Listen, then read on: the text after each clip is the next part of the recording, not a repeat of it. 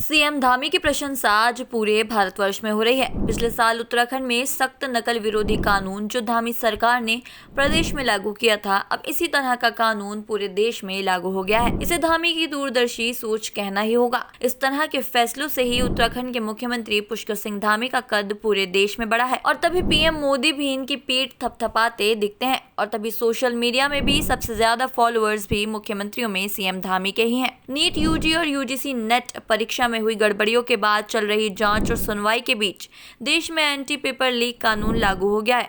केंद्र सरकार ने शुक्रवार को इस कानून की अधिसूचना जारी की, जिसका उद्देश्य प्रमुख परीक्षाओं में नकल, पेपर लीक और किसी तरह की धांधली पर लगाम लगाना है, जिसमें 10 साल तक की सजा और 1 करोड़ रुपए तक का जुर्माने का प्रावधान है। इस नए कानून के तहत परीक्षा के दौरान अनुचित साधनों का उपयोग करते हुए पाए जाने वाले किसी भी व्यक्ति को कम से कम 3 साल की कैद की सजा होगी, जिसे बढ़ाकर 5 साल तक किया जा सकता है। साथ ही 10 लाख रुपए तक का जुर्माना भी लगाया जा सकता है। यदि जुर्माना नहीं भरा जाता है तो भारतीय न्याय संहिता 2023 बीएनएस के प्रावधानों के अनुसार अतिरिक्त कारावास की सजा दी जाएगी। जब तक ये नया कानून फ्रेमवर्क पूरी तरह से लागू नहीं हो जाता, तब तक भारतीय दंड संहिता आईपीसी लागू रहेगी। नकल कराने का दोषी पाए जाने वाले सर्विस प्रोवाइडर्स पर 1 करोड़ रुपए तक का जुर्माना लगाया जाएगा। इसके अलावा परीक्षा संचालन का जो खर्च होगा उन्हें वो भी भरना होगा। साथ ही उनके लिए अगले 4 साल तक किसी भी पब्लिक एग्जाम के संचालन पर रोक रहेगी। वहीं यदि जांच में पता चलता है कि परीक्षा में धांधली या गड़बड़ी किसी डायरेक्टर या सीनियर मैनेजमेंट या सर्विस प्रोवाइडर फर्म के प्रभारी व्यक्ति की सहमति या मिलीभगत से की गई है, तो ऐसे व्यक्ति को 3 से 10 साल की कैद हो सकती है और 1 करोड़ रुपए तक का जुर्माना भरना पड़ेगा। लोक परीक्षा कानून 2024 में 15 गतिविधियों को चिन्हित किया गया है।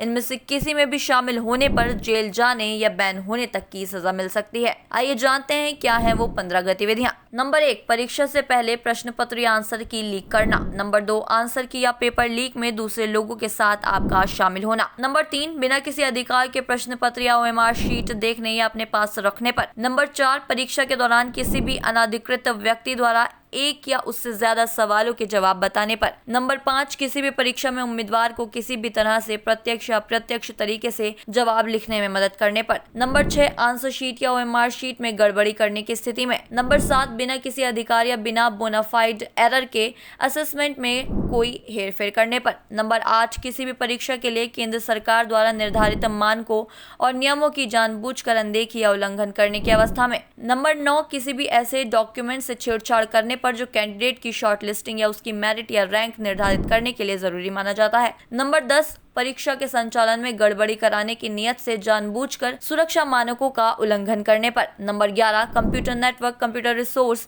या किसी भी कंप्यूटर सिस्टम से छेड़खानी करने को भी इसमें शामिल किया गया है। नंबर 12, एग्जाम में घपला करने की नियत से उम्मीदवार के सीटिंग अरेंजमेंट, एग्जाम डेट को शिफ्ट या आवंटन में गड़बड़ी करने पर।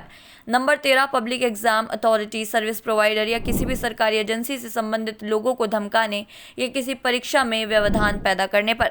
नंबर 14, पैसे ऐंठने या धोखाधड़ी करने के लिए फर्जी वेबसाइट बनाने पर। नंबर 15, फर्जी परीक्षा कराने, फर्जी एडमिट कार्ड या ऑफर लेटर जारी करने पर भी सजा हो सकती है। इस कानून का मुख्य उद्देश्य परीक्षाओं में अनुचित तरीकों के इस्तेमाल पर रोक लगाना है। देखिए ब्यूरो रिपोर्ट, सुरागीलाल न्यूज।